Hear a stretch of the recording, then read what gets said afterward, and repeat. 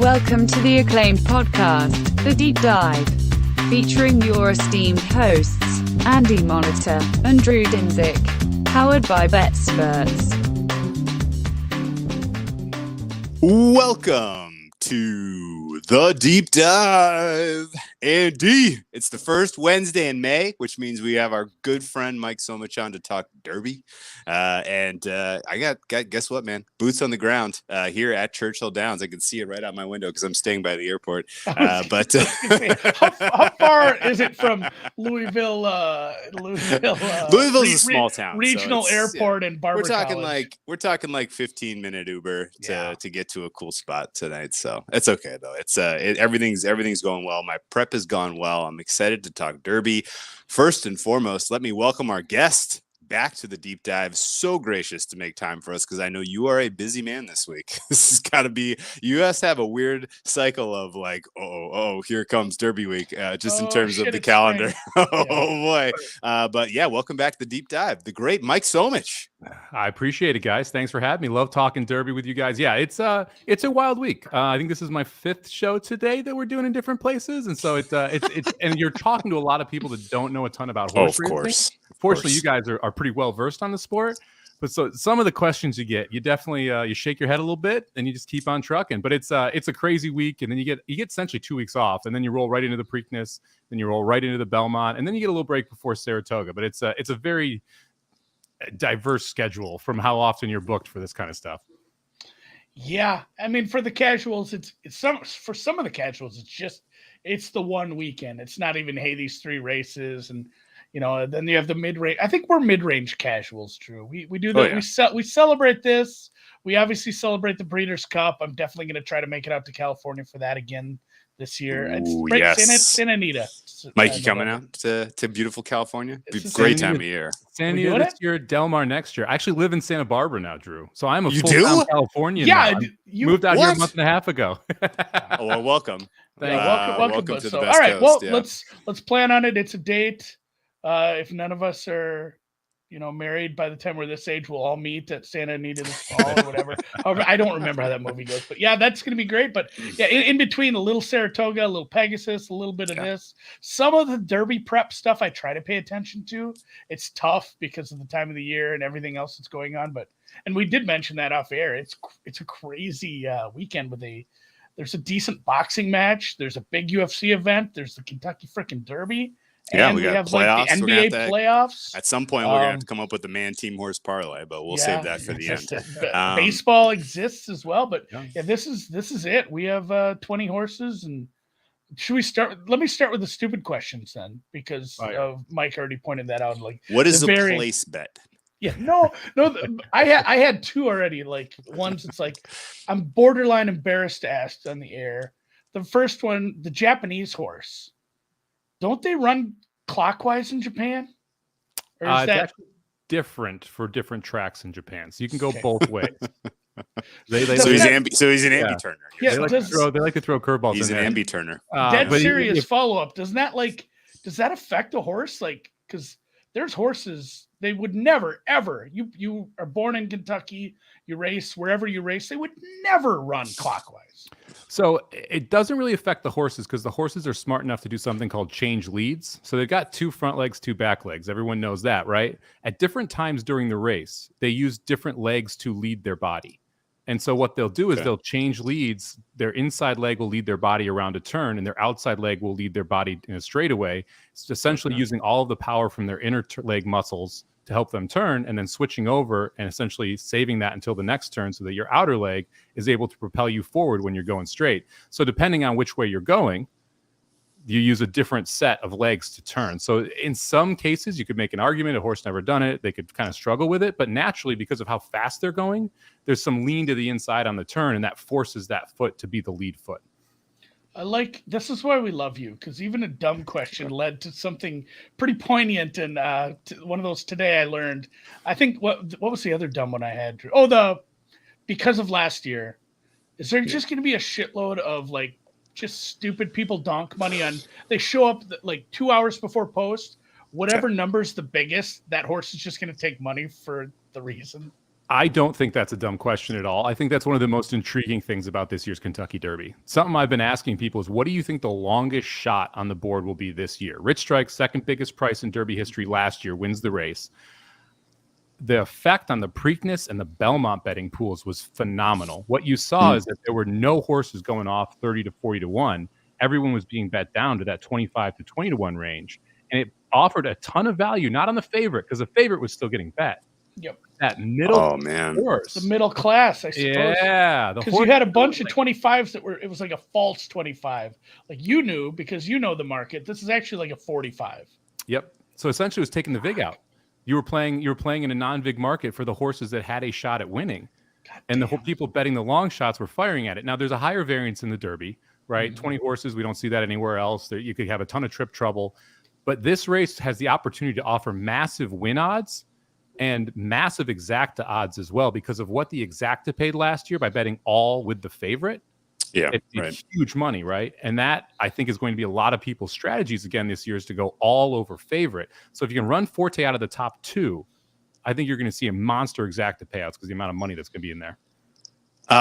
Boy, did you set me up for my first question, which is, can we run Forte out of the top 2? All right. How do we run them out to the top? This is my favorite thing in horse racing is bet it. How do we play against the favorite? Yeah. So before we get into this year's race, we should do people a due service and just kind of provide the color and the context that people expect from the deep dive on what happened last year.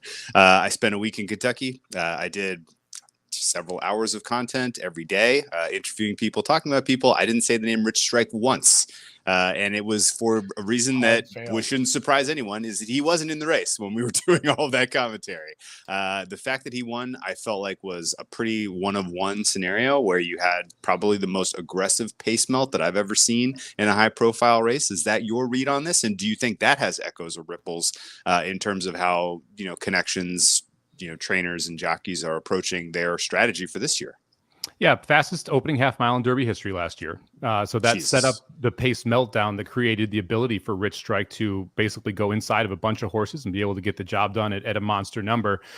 It was 2 Japanese horses that went out and set blistering fractions, and the U.S. horses all wanted to stay close enough to the pace that it essentially meant anyone in the top 10 screwed themselves, right?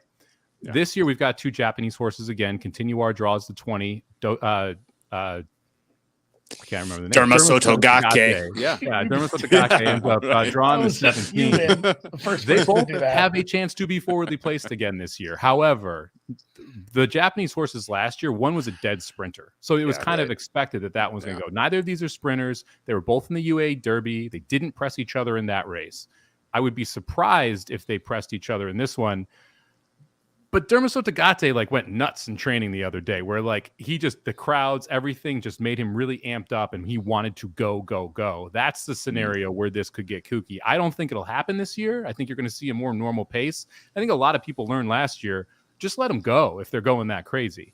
Get your spot and back off that second quarter of a mile. Don't keep chasing if they're going to go nuts up front.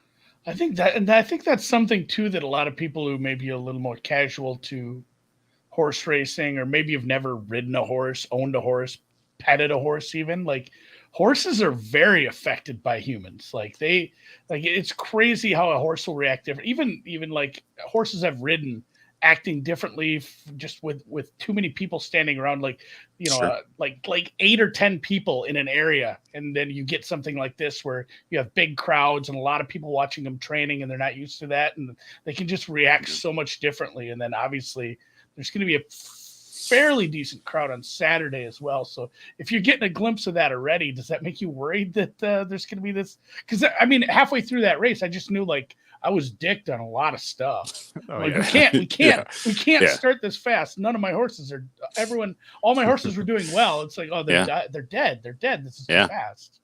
Yeah, it's interesting with racehorses too. I went on a trail ride on a racehorse, and the racehorse was 7 for 14 lifetime. All 7 wins came gate to wire. That damn horse would not stay behind the other 3 horses in our trail ride because it just wanted to go to the front. It's what it had done. It's I need to be in the lead. I'm the leader. I'm the leader, right? That's my job. Yeah. We don't have any of those in this year's race, which should also benefit the fact that it shouldn't be a wild pace. We should have a much more normal pace. With 20 horses, you're going to see a faster pace than normal in that first quarter mile, just so that they can get the position they want. But it's that second quarter of a mile. Where do we slow the half down to? That's going to be really important in this one. Okay, so solving the pace then is always step one for handicapping the Derby. I don't think anyone that's been doing this for more than 5 minutes would say otherwise. It's a unique race with 20 horses. It's unique. They continue to kind of find wrinkles to take some of the stuff that made it easy out of it. Like you can't toss the 1 anymore. You can't toss the 14 and 15 anymore. Like you have to consider the added extras, whatever the AE stands for. But the pace this year, I think, is much more likely to be what we saw in that kind of 5-year arc after they changed the point system, where it was fast but not like blistering. And in that scenario, horses that were more forwardly placed, horses that had a little bit of early speed, the name of the game handicapping was literally just pick one of those. Like the Medina Spirit year, it was literally like, well, he's probably going to be on the lead, and I don't know, maybe nobody catches him if Baffert gives him the good stuff. And so, I think I look at this year's race, and you mentioned it, there's not really an early speed horse. The only one that's Brisnet running style E is Verifying, and he's a fascinating breakdown in every which way. And I haven't come across many, like in the especially sharp horse community, who aren't just saying toss him. I don't even know if he'll get on the lead. I disagree personally. I think he is probably going to get on the lead with little effort expended coming out of the two. But is your starting point for this year's race kind of in that mindset where you're literally like, okay, who's going to get on the lead of those horses, who has a realistic chance, and let's start tossing some closers? Yes. I mean, my handicapping strategy in any race is start with the pace. Figure out if it's going to be a fast pace, a slow pace, how many horses want to contest it, where are they breaking from? Is it inside speed, outside speed? How is that going to affect the overall race flow? And then work backward to see, okay, now, does a horse that's not as good as the best horse, the favorite generally in the race, do they have a situation that can create a positive expected value for them versus if the favorite's loose on the lead, I'm usually not betting that race because the favorite usually is going to win in those spots. You're not going to get any value because it's an obvious look, right? If you see ones all the way around, there's no other horse has early speed, and they're 4 to 5. Everyone's betting them. It doesn't make sense to try and attack that way. So, yeah, for me, speed is the most important thing to look at. And when you look at this race, and it's wildly interesting because you mentioned Brisnet, you've got Time Form, you've got Equinedge, you've got Optic X, all these different pace scenarios that they spit out. Each of the professional tools has a different horse in the lead in the first turn. So it's a really, really odd Derby from that perspective as well.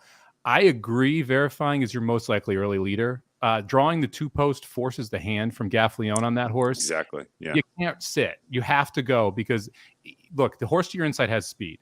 God forbid you don't clear that horse, or else you're getting crushed when your race is over. So you got to go if you're Verifying. It feels like if you're 2 fills, you want to try and get forwardly placed, but I don't think pushes the pace. Confidence game, the 4 horse has been working for speed, so people are saying the 4 will probably go. I've seen people say the 6 Kingsbarns is your speed horse. I vehemently disagree with that. I don't think Kingsbarns wants to be on the lead or is fast enough to make the lead in this race. We'll get to him more later, I'm sure. Reincarnate, I think, is a sneaky lead horse. I wouldn't be shocked if Reincarnate is one of the horses pushing the pace. Practical Move doesn't break well enough, but Jace's Road will probably try and push the pace. And I think Derma Sotagate may be the horse that leads us into the first turn. That 17 post is going to force his hand to get tactical position. And if it is just the 2 that goes, and he doesn't necessarily see anyone coming over aggressively, and Derma Sotagate breaks out of that 17 well, he might have the ability to pass over. If not, he should sit behind a rather mediocre pace right outside of the 2 Verifying if he can get to that spot. And that means that you have to actually consider a horse when you have trends that a Japanese horse has never won the Derby, a UAE Derby winner has never won the Kentucky Derby, and the 17 post has never won a Kentucky Derby. Yeah. The horse sitting in there is a logical play in this race. I mean, he's cursed though. 17.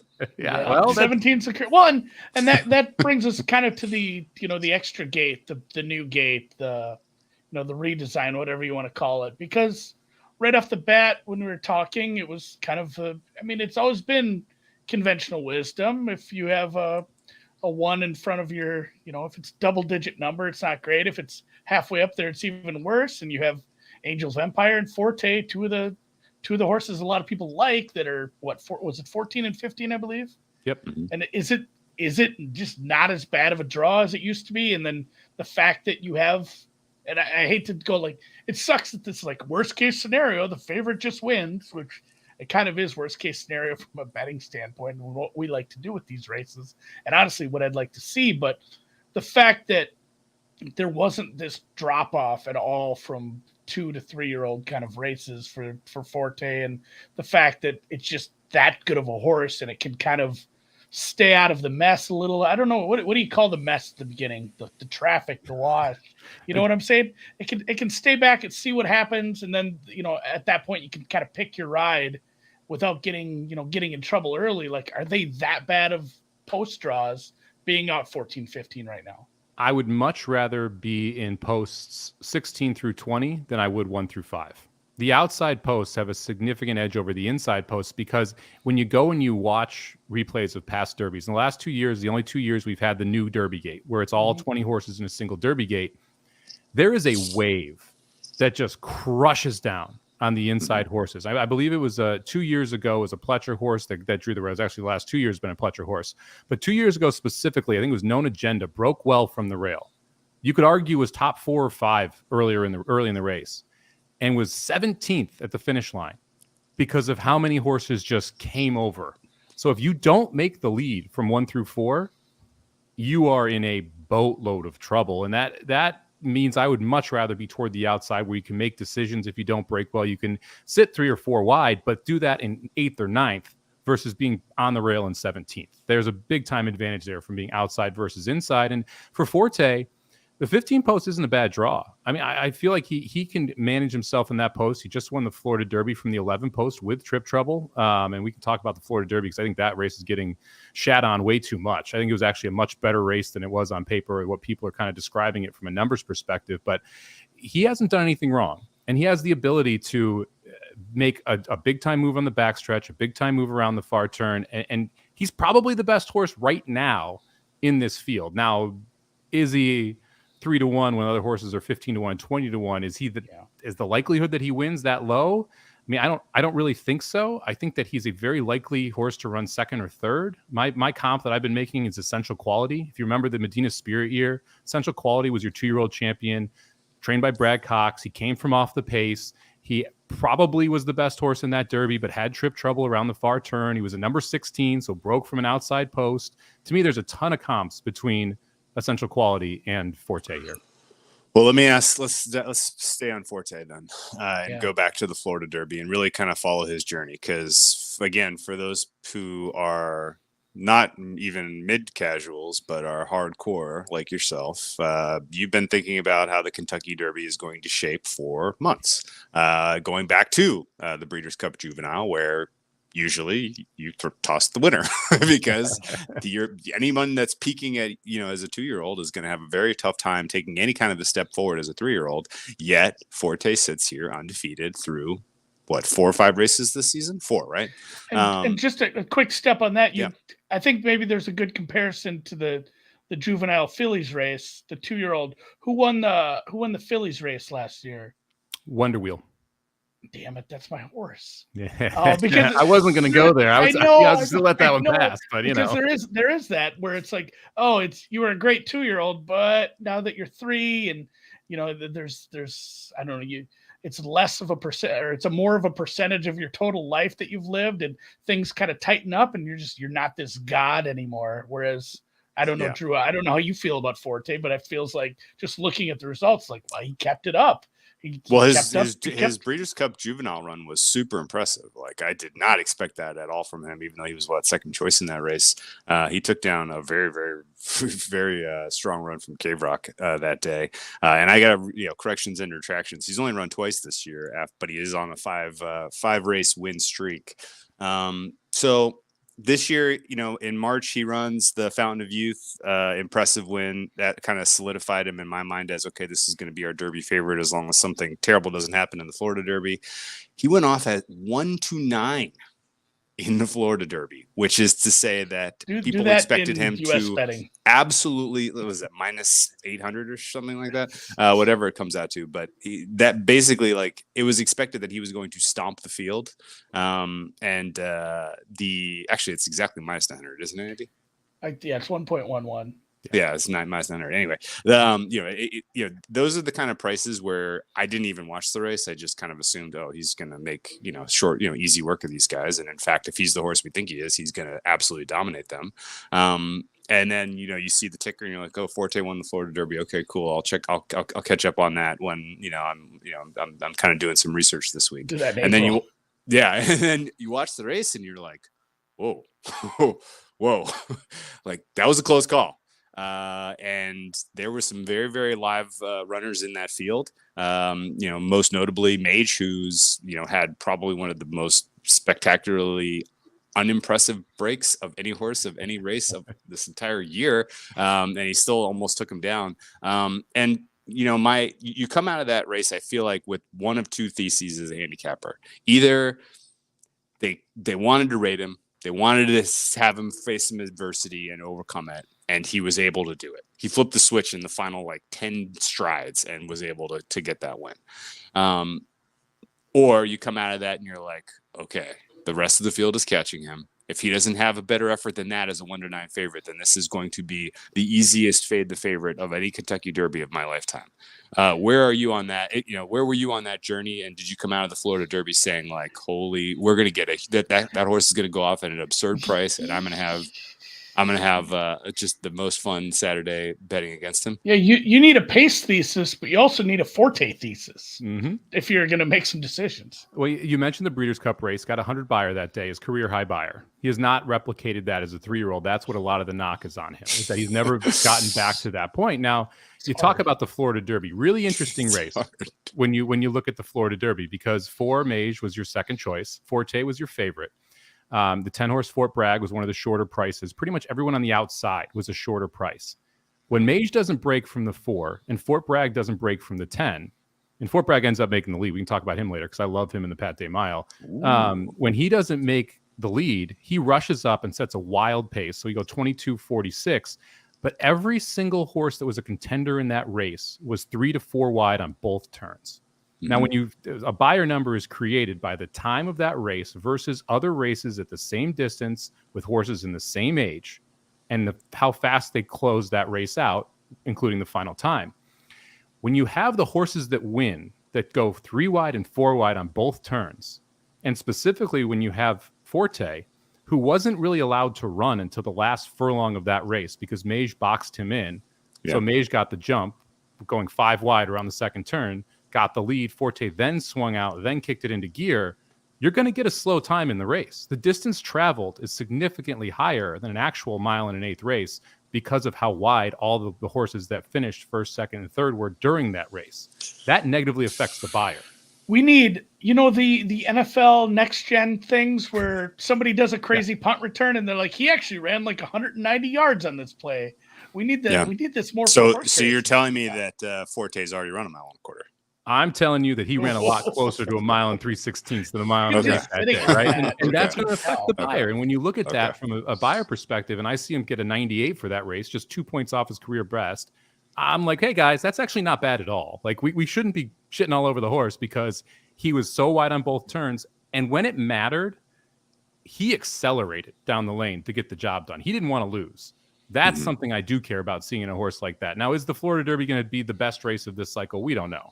But I don't think it's being judged properly or fairly because of where the numbers came back. It's also interesting to know that the time form number was higher than the buyer number. So time form, another commonly way to look at races, which takes into account early rating, wide rating, and distance traveled, said it was actually a pretty good race from Forte. Sure. Whereas the buyer came back a little worse. And that makes sense when you actually watch the trip. Okay, so then we gotta then ask, is there a bias against Forte in the sharp handicapping content community because he's going to go off at such a short price? Is this all just about you can't really deny that he's probably the best horse in this race, but 3 to 1 is absurd. And honestly, do we know what Mattress Mac is doing? He's probably going to smash that down to 2 to 1. What are we? You kind of made both cases. I mean, right? He went to gave both arguments there. What is the general consensus among the smart folks with the money and the horses? All right, well, the content creators are not going to pick Forte because it's not fun to pick the favorite if you're a content creator, right? Of course. I play a lot of horse racing tournaments. There's a bankroll tournament that's going to be this weekend on the Kentucky Derby card, $3,500 buy-in, $3,000 voucher. You try and run it up as high as you can. I probably talked to about 8 or 9 different people who I really respect their opinion. 5 of them have Forte on top.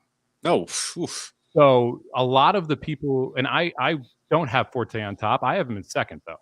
I think it is like if we get in a situation here where Forte floats to 7-2 or 4-1, there's almost some value on just taking Forte. You mentioned this crop and how rarely you see a Breeders' Cup champion be able to win the Derby. There are probably 5 or 6 horses I was more excited about as 2-year-olds who aren't in this race, who would be second or third choice in this race had they stayed healthy through this process. Forte is the only one from that 2-year-old season that has stayed healthy through this process. And that to me is a big, like if you look at Tapit Trice, if you look at Kingsbarns, if you look at Practical Move, if you look at Dermasotogate, if you look at all these other horses, Angel of Empire, none of them were very highly thought of when they were 2 years old. They're all horses who've gotten better during their 3-year-old season, but none of them were like, hey, that's the horse, you know? And Forte, people thought that was the horse. People thought Cave Rock was the horse. People thought Loggins was the horse that Forte beat at England before the Breeders' Cup. So this race's field is weaker than I think a lot of people think. Okay. Yeah, and when you talk about the field in general, it makes me want to talk about the second favorite there in Tapit Trice. And what you mentioned, going back to something you mentioned earlier, so you said, this is a direct quote from Mike, I'd rather be in 16 through 20 than 1 through 5. Tapit Trice 5-1. I haven't updated those odds. I'm assuming it's somewhere at least close to 5-1 still in the 5 spot. And I took in a little bit of content here and there over the last few days, but just, I like to spread it out. If I see someone I've never heard talk about horses and it's like 15, 20 minutes, I'm like, I'm going to take this in, just see what they said. And I feel bad because I can't remember who said this, but they said something I hadn't really heard about a horse before. They said Tapit Trice is a big, like, momentum horse. Said it's like, this is a powerful horse, and when it gets going, it's like a goddamn freight train. And now I'm absolutely paraphrasing because they didn't say this, but it said it's like a freight train. And it's like, and if it gets caught up at the beginning and there's traffic and it gets slowed down, it takes a long time for him to get going again, to get that freight train moving again. And it just seems super likely sitting in the 5 hole. So like, if you don't want to fade Forte, and like you said, maybe it's something you use in your exotics. If you're sitting here, I'm using it in exactas, I'm using it in tries, maybe even some fun superfectas, and it sucks that the number's not going to help push my price up, but also I would like to win those bets, and I do think this is a horse that's in the money at some point. Is it worth looking at fading that? And I mean, because you can have a pretty good exacta ticket with basically everybody else on the board and Forte. I will be completely chucking Tapit Trice. Hard pass for me. The horse is allergic to braking. He is over his life getting out of the gate well. This should be fine then. 20 horses in a narrow gate. Why go wrong, right? Yeah. What could happen?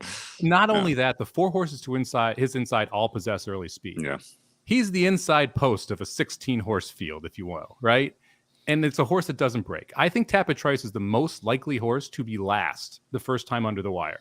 Okay. I have no interest in backing the horse who I think has the best shot at being last first time under the wire anywhere in the Superfecta. I think Tapit Trice may win the Breeders' Cup Classic. I think he's got a good shot at the Travers.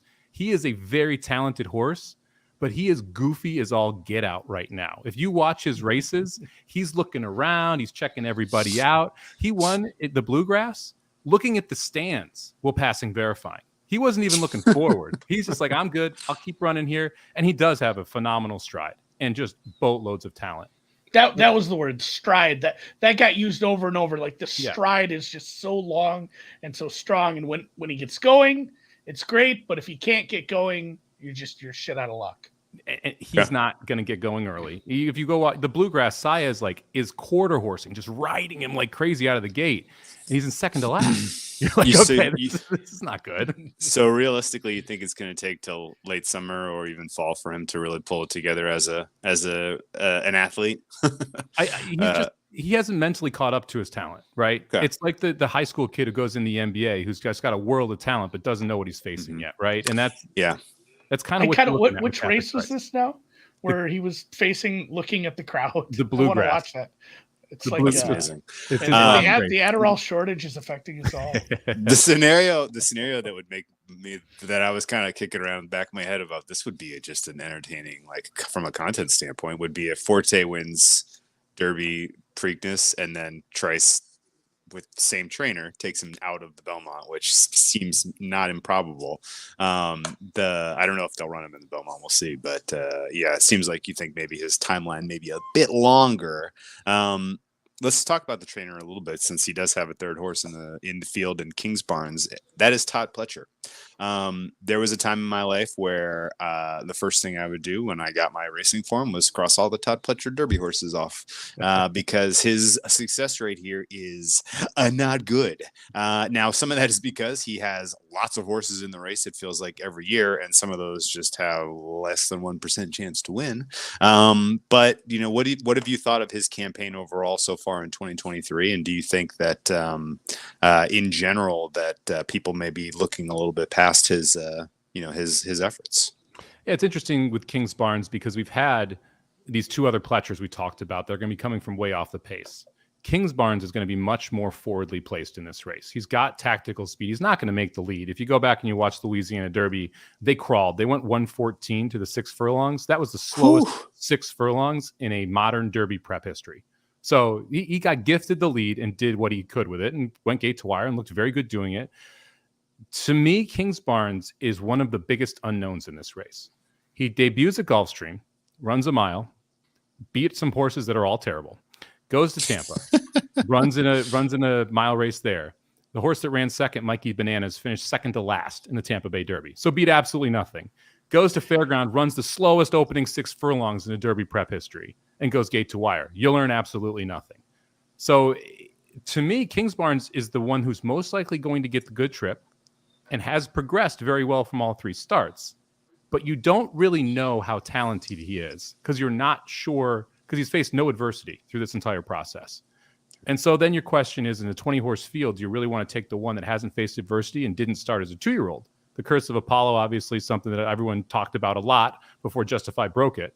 But those are the only 2 horses not to start at 2 who have won the Kentucky Derby. I don't think Kings Barnes can win this race. But I think he's a horse you have to seriously look at in the 3rd and 4th spots because his trip is going to be right. He is progressing in the right manner. He's got a trainer that fits. Jose Ortiz picked up the ride in one of the odder Derby stories I've ever seen. This horse won the Louisiana Derby, couldn't get a jockey until Sunday. No one wanted to, they couldn't find who was going to ride this horse. And so it took that long to get Kings Barnes a rider. It's going to be Jose Ortiz. It's a very, very good one for Todd Pletcher. But I respect the upside here. I think at 12-1, it's a good use in 3rd and 4th. Okay, let's move on to Brad Cox horses. Here we go. Where do you want to start? Angel of Empire or Verifying? Yeah. Let's start with Verifying. We talked about him a little bit already. Verifying doesn't want 1.25 miles. That's the biggest problem. Oh, come on. How do you know? Because Tapit Trice was looking at the stands and passed him. He wasn't even trying. Yeah. The 1.25 miles, I think, is a huge issue for Verifying. He needs to get a loose lead to be able to win the race. So if you do see the 4, the 6, the 7, the 10, the 17 press, he's in a world of trouble. Someone's going to be able to get him. And if no one presses? Anything's possible. If no one presses, if you see like, let's say it's like 47-2, Verifying has expended the least amount of energy is on the lead. Are you starting to be like, oh man, this guy can run away? Isn't it a bad trip from the get-go? Like if Verifying has to break early, like you're automatically, hey, this is a bad trip. Like, well, presumably he can get on the lead with expending less energy though. than like the 17. Yeah. My biggest issue is you go back and you look at that Bluegrass, which we've talked about quite a bit now, going 1 1/8. Verifying got a perfect trip. They went 48 to the half. They went 1:12-2 to 6 furlongs, 1:37-3 to a mile. So not fast. Verifying sat in second, right behind a lone leader, made the lead, and then Tapit Trice ate his lunch. Tapit Trice had less work to do to navigate up to being able to eat his lunch, though, than he's going to have to do in the Derby. That is fair, but I'm not willing to say with another quarter of a mile that someone else who is closer than Tapit Trice will be able to eat his lunch as well. Now, if he sets a 48.5, I'm going to be kind of pissed he's not in the 4th spot at my super, but I won't be worried about him winning the race. Wow. Okay. How about Angel of Empire? Angel of Empire was my pick. Complicated feelings about this horse? He's got a jockey that got suspended the other week for just romping all over Keeneland. Yeah, Pratt got in a little trouble. He's also been riding very, very well. Interesting, Pratt rode Kingsbarns in that Louisiana Derby. Sure. An hour after riding Angel of Empire to win the Arkansas Derby, he picked Angel of Empire as his Derby mount. Interesting. So that tells you his immediate thoughts on those two horses in which he would prefer to be riding, both for marquee trainers, both for trainers he rides all the time. So not like there's a specific, hey, you've got to ride for this guy type situation here. I was picking Angel of Empire last week. And then I realized how far back Angel of Empire is going to be in this race. I think Angel of Empire is going to be back a little bit in front Tapit Trice, but not really forwardly placed. So I would be expecting somewhere around 15th or 16th going into the first turn. That makes it awfully scary as a win perspective. Now, can the horse run 2nd, 3rd, or 4th? I definitely think so. In that Arkansas Derby, a race where every single horse got a very good trip, he made them look foolish. He smoked them by 4+ lengths, never really opened up his stride either to do so. So, again, a really talented horse who has a really bad style of running to win this race. We'll bet him on in 2 weeks.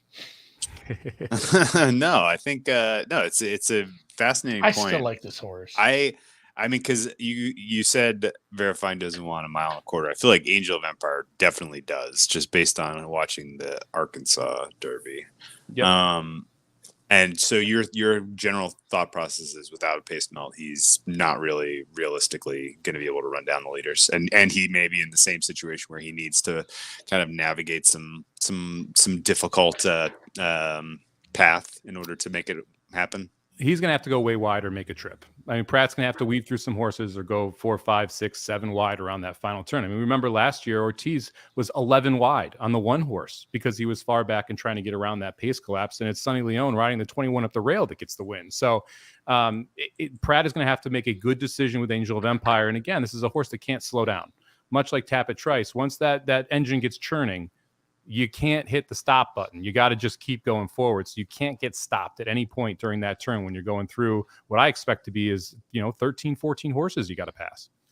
Okay. So then, did you have, real quick though, is he going to drift or is he going to get bet? I think Angel of Empire is getting bet.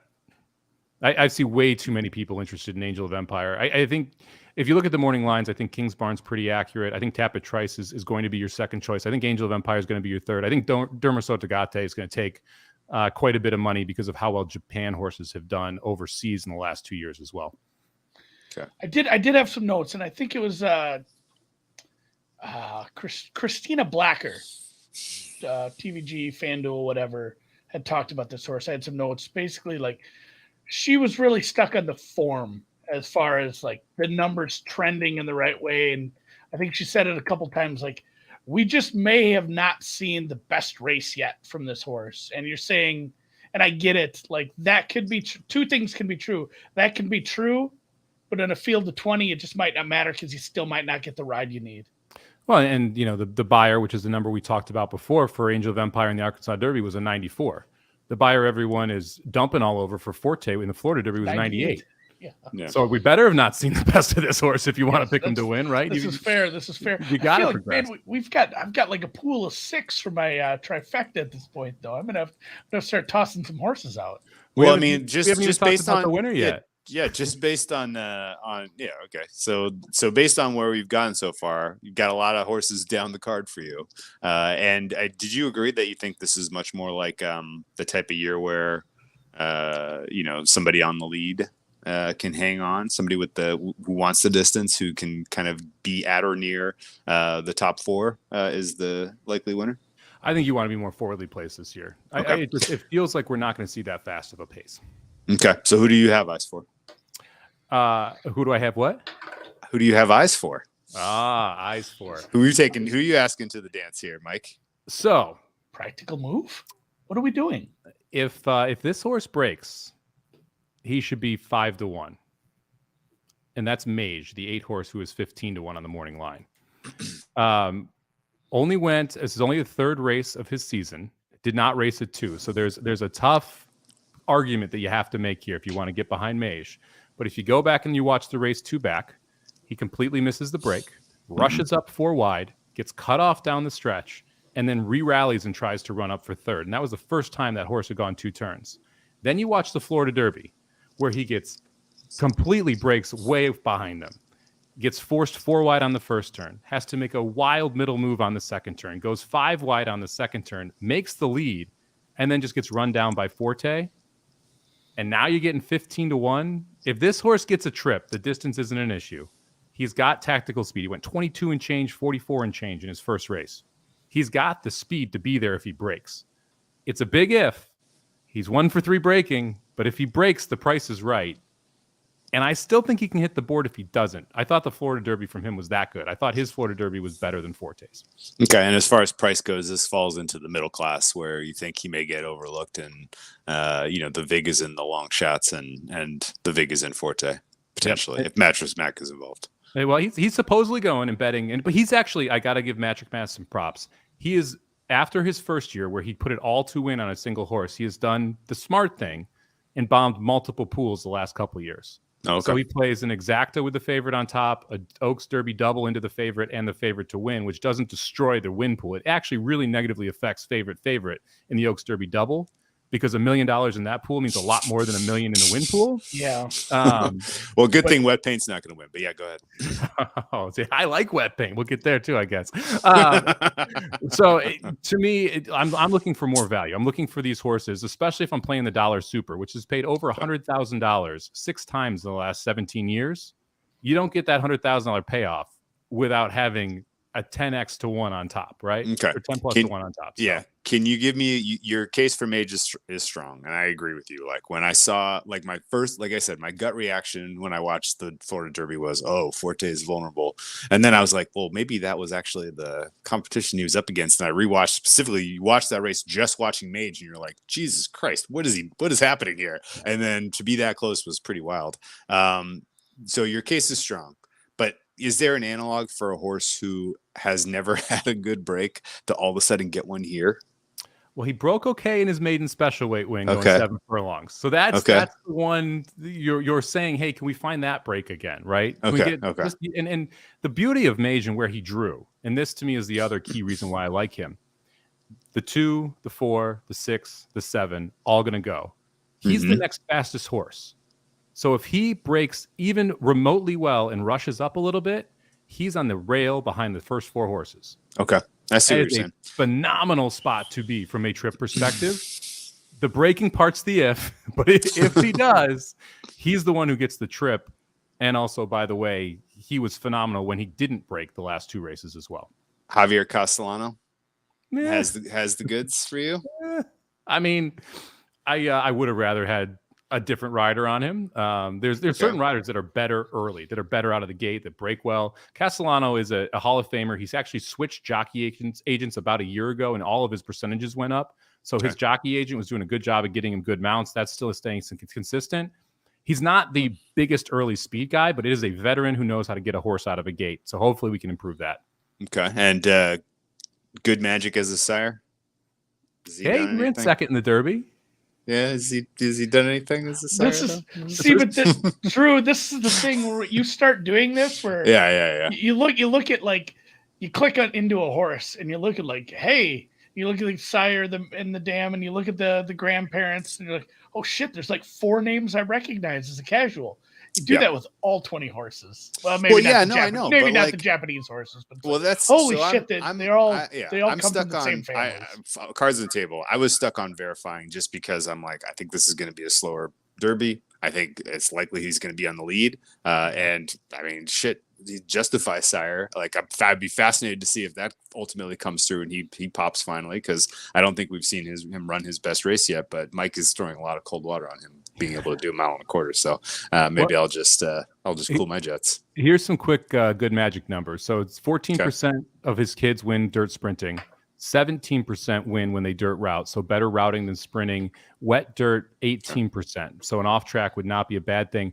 Also, the dam side. So the mom, her dad was Big Brown, who was also a Kentucky Derby winner. So there is stamina top and bottom for him, as well as an off track liking top and bottom. Okay. And Gustavo Delgado is who? That's why you're getting 15 to 1, my friend. Okay. Who's your favorite jockey? Who's your favorite jockey, Drew? Flavien Prat, probably. Yeah. I mean, Mike Smith, obviously, but he's not in this race, and he's semi-retired. Is he retired? Yeah. I don't know. What about you, Mike? Who's your favorite jockey? I like Luis Saez a lot. He's an aggressive guy who can get horses to give him their best and gets to the front on turf specifically. So I'm a big Luis Saez fan. Rye Eichelberry. He's a good one, man. You got Loveberry in the Derby this year. First time in my life I ever thought I had like a secret angle. I was at Del Mar opening day or something, and guy was like, "Here's the secret. If Victor Espinoza's in a race, bet that horse." And I was like, really? That's all you got to do? And so I bet every horse Victor Espinoza ran that day, and he won 4 out of 6 races he ran. And I was like, this is so easy. I can't believe you just have to pick this. And then, of course, I don't know if he ever really, did he do anything after American Pharoah? I don't really remember. He was on California Chrome too, wasn't he?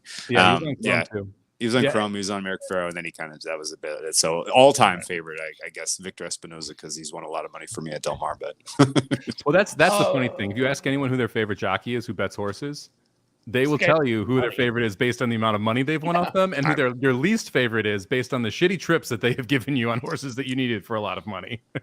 This is why mine's a Canterbury jockey. It's for sure.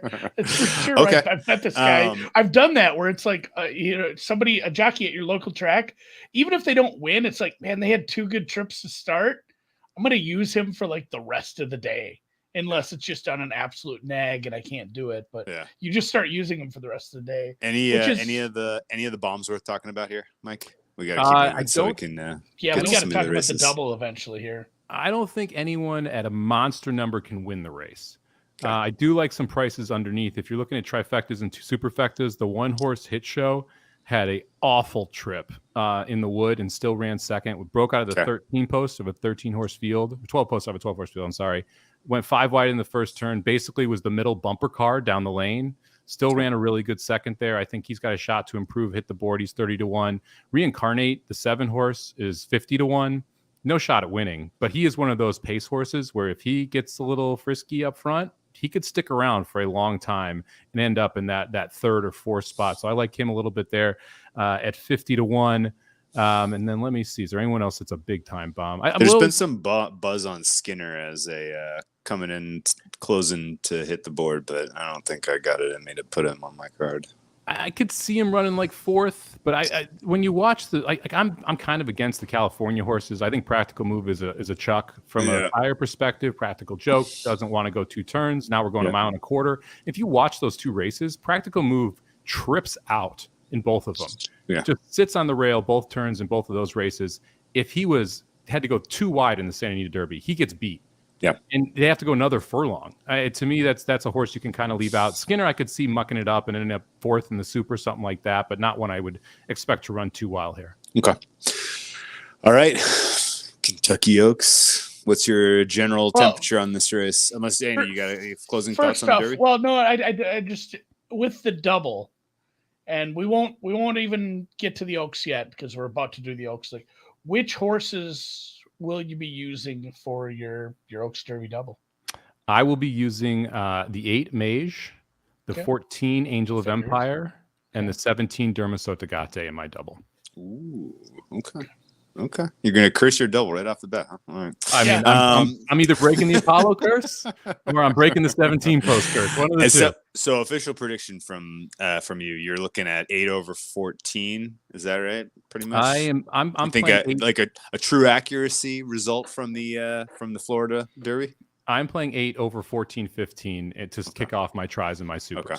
Okay. I think those are the most likely ones, and then I will play one as well that will probably not be as big with 17 over 14-15.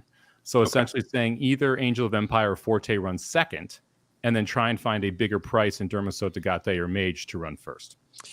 If there's a horse that pushes Forte to the third, it's Dermisotogake. It sounds like you feel like that. You want to say it. Angel. Okay.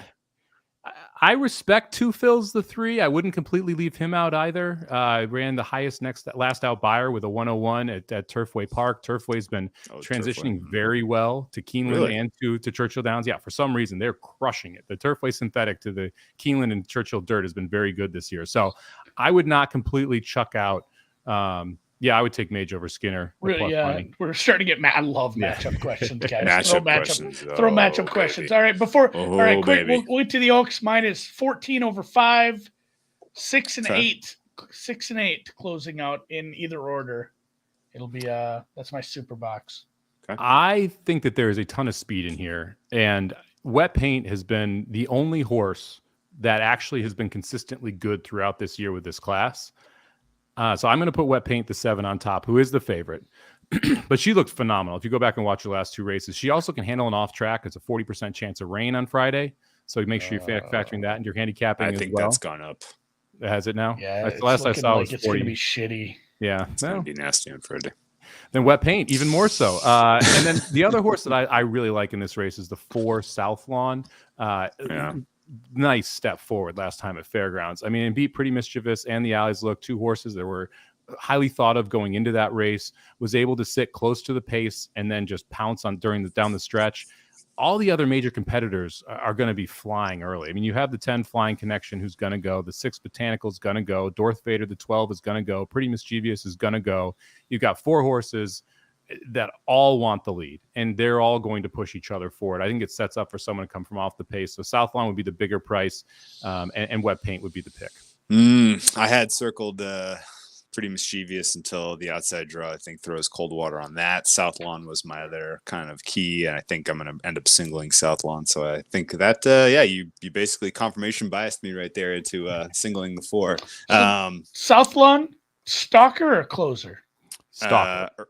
Well, yeah, press. I got press EP6 for South Lawn, but yeah, I don't think I had her deeper.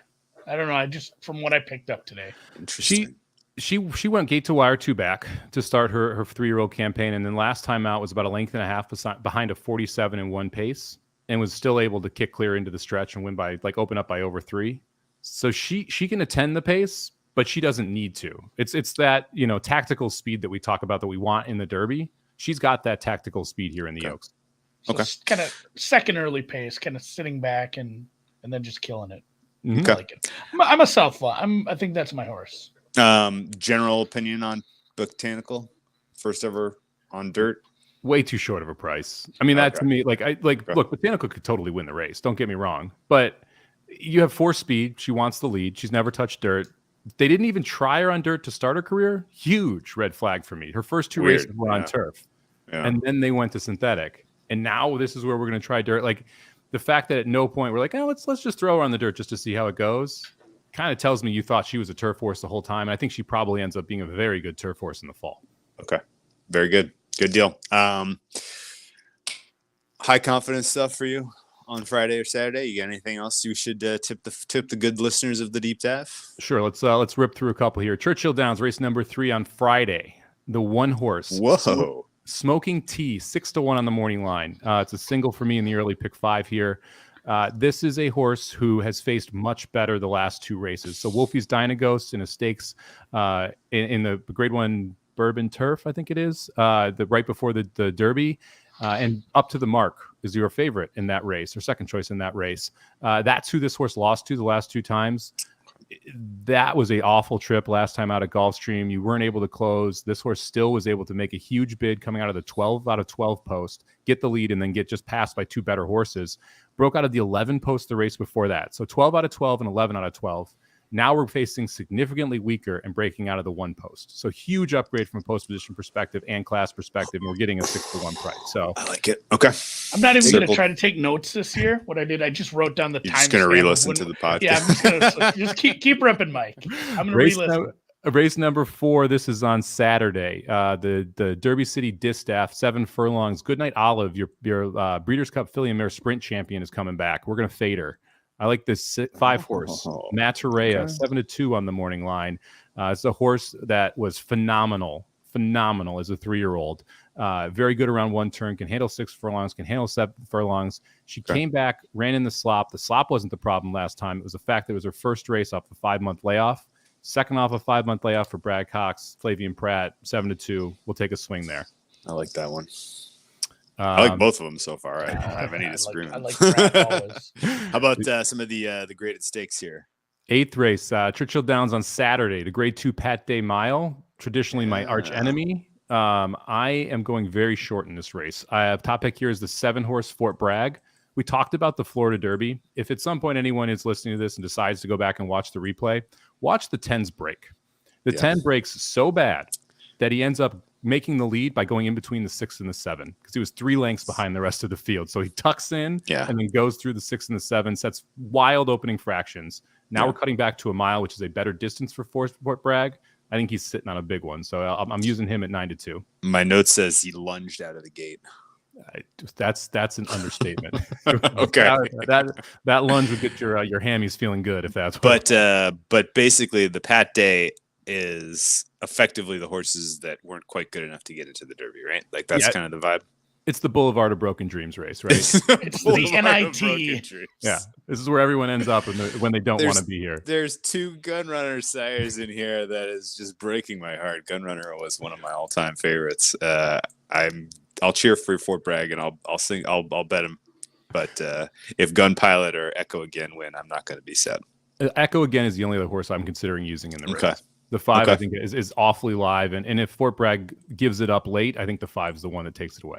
Okay, what kind of price do you get on Bragg? On which one? What kind of price do you think for Fort Bragg? I think we're gonna get like 6-1. Oh, yeah. I think you're gonna get a decent price because I don't think people are going to. You got to look back at his. The only time this horse has gone one turn was a 5.5 furlong race at Del Mar. It was the race where Speedboat Beach broke the track record as a 2-year-old. And this horse ran 3rd behind that. Ever since then, he's gone 2 turns. He's been successful at a mile, gotten better with every race, up until that Florida Derby where he went 1 1/8, a rate distance he doesn't want, and had to go wild fractions early. So this is one that I think is going to be a little bit under the radar in a pretty tough race. You have just a karma shout for the Knicks Go race, the great Knicks Go. Let me see. Yeah, that we owe that horse. We owe that horse something. That was great. Which race is that on? That's race 6 I believe on he Saturday. was the 3 that day.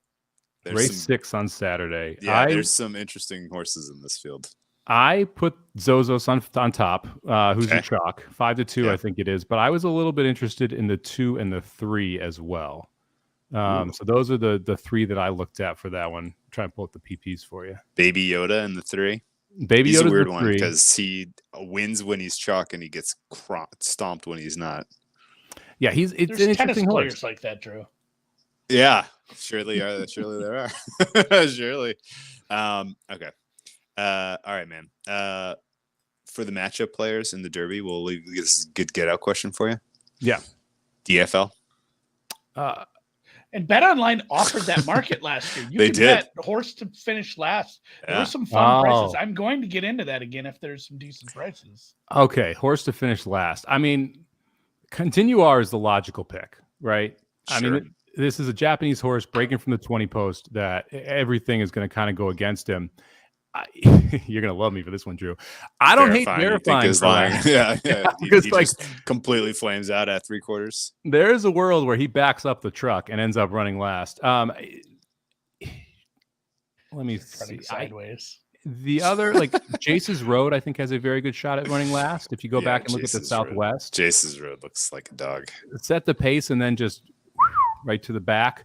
And that's what I'm looking for here. If I'm looking for a horse to finish last, I want someone with tactical speed that quits, because everyone who's got no speed is going to be able to pass some of these horses coming down the lane. So for me, I'd look at Jace's Road. I'd look at Continuar. And if you want to go for a big price, I'd look at Verifying. And I have no empirical evidence or actual data to back this up, but it feels like dead last is never just like one of the huge prices. Oh no, it's always it's always a mid-range price. Pulls up. It's like, you were 12, 15 to 1. You broke too early and you fucked yourself and you're jogging in at the end. I think Summers Tomorrow got last year, right? I can't remember who got I think last. it was Summer. I think it was sounds Summer. right.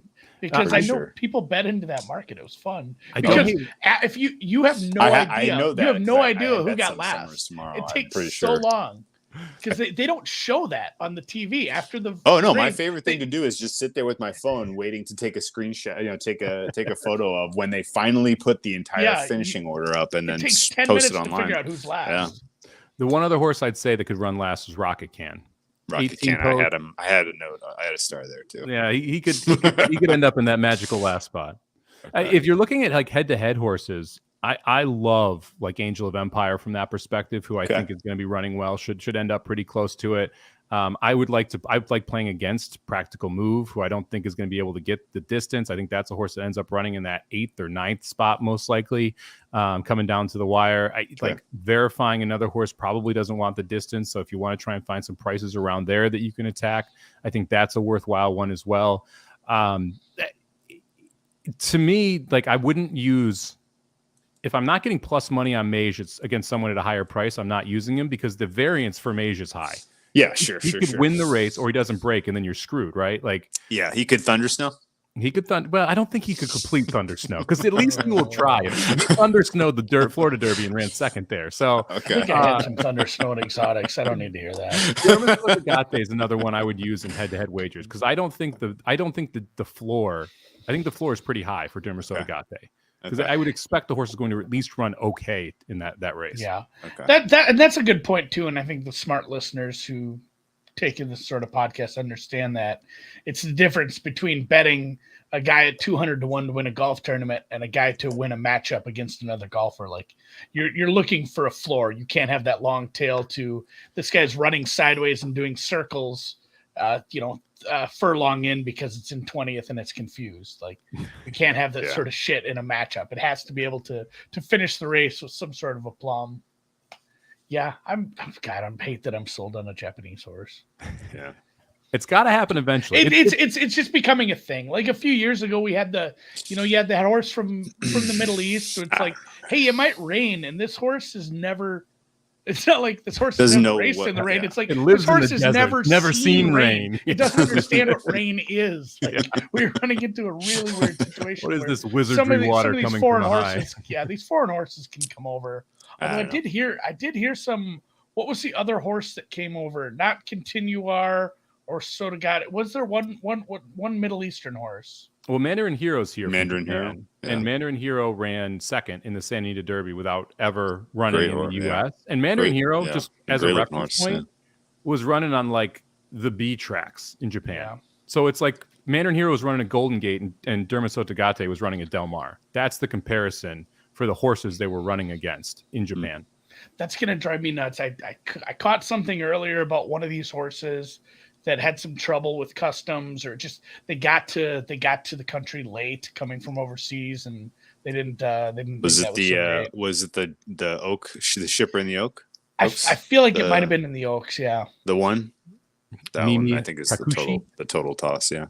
Yeah. Okay. All right, man. Well, this was instructive. Tell as people always. where they can catch all your other stuff, Mike. Of course. Yeah, you can go find me at @Samobomb18 on Twitter, over at racingdudes.com. We got free picks every race, every day. Got my handicapping on there. If you're interested in it, make sure you check out YouTube.com/racingdudes. We'll be live all day Thursday, or all day Friday, all day Saturday for the Churchill cards. So we'll be talking about the races, who we like, who we don't.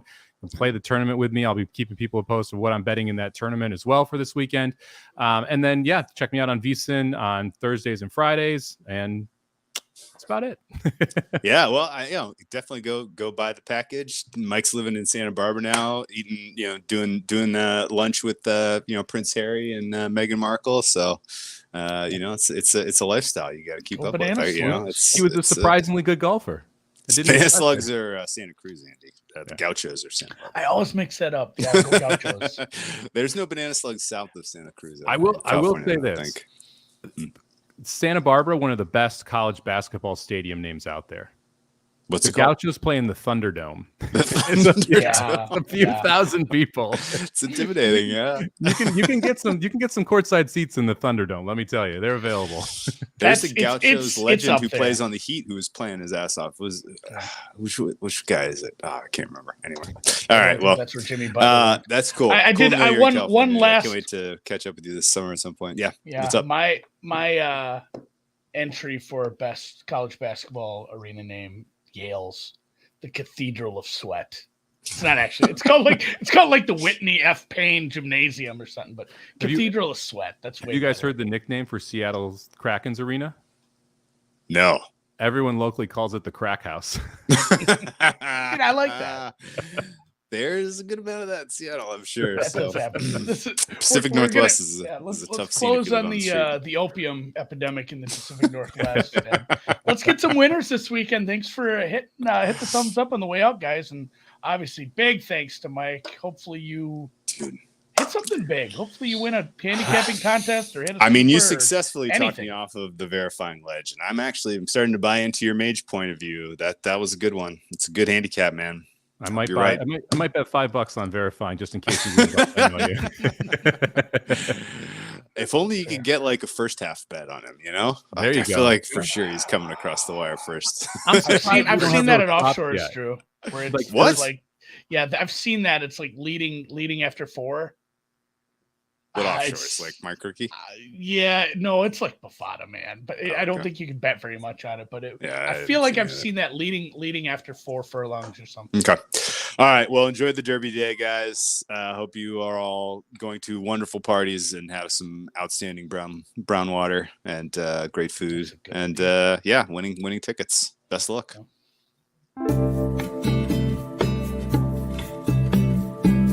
Brown water. That was on one of the best outros you've ever done, Drew. Because you actually knew when to hit stop. Yeah. That's what we should do. We should salute. Like, that's our signal. We both That's like good. saluted.